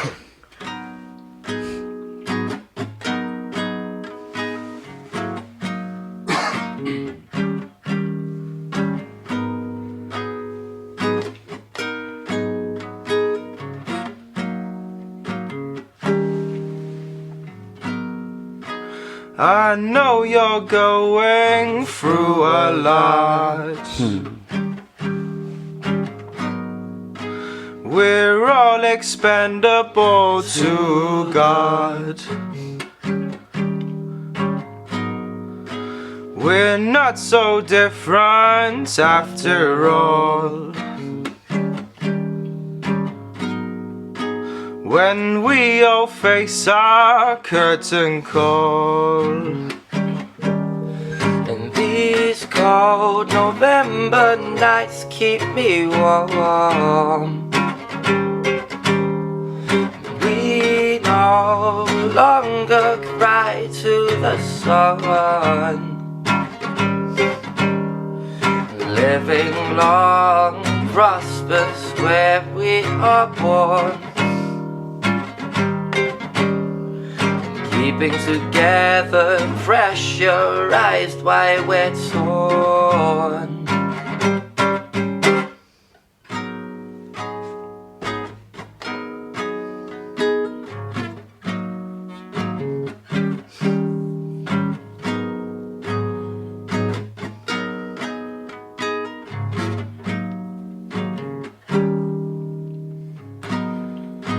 We all suffer all the same, but don't compare our pain. Why would I ever be so sure? I cannot do this anymore. These cold November nights keep me warm. We no longer cry to the sun. Living long, prosperous where we are born. Keeping together, pressurized while we're torn.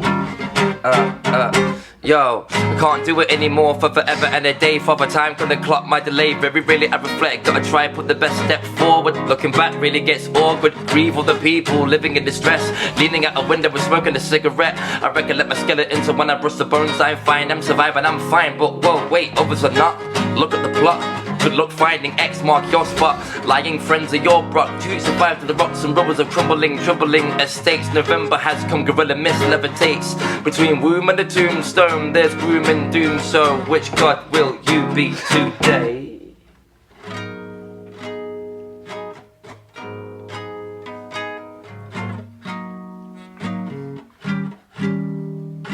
Remember the 5th of Bourbon that torn us warmly. Drinking outside, thinking out loud, as the crisp autumn air slowly died and rolled into winter like a shivering smile. It proposed a wink on that 5th day, gift wrapped in the present like ribbons around a maypole. I lifted the grass to us in this K-hole.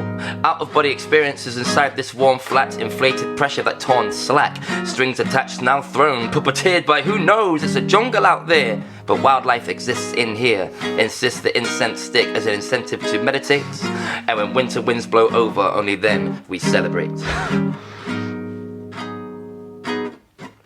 And when the winter winds blow over, only then we celebrate. Wow. Thank you very much. Guys, that's special. Like, you're going to do something with this. Yeah, baby. Right, this is real. I can't wait till you guys hear the full band as well. It sounded sick. That is special. Thank you, bro. Okay, that's a wrap, literally. You've been a part of the Old Farm Bus Back at the Bus Sessions podcast. I'm going to leave you on this. I always will, I always do. Be nice to one another, you beautiful set of buggers. Have a good New Year. Have a good Christmas. See you soon. Other way around. Christmas, New Year. You get me. Love ya. Bye.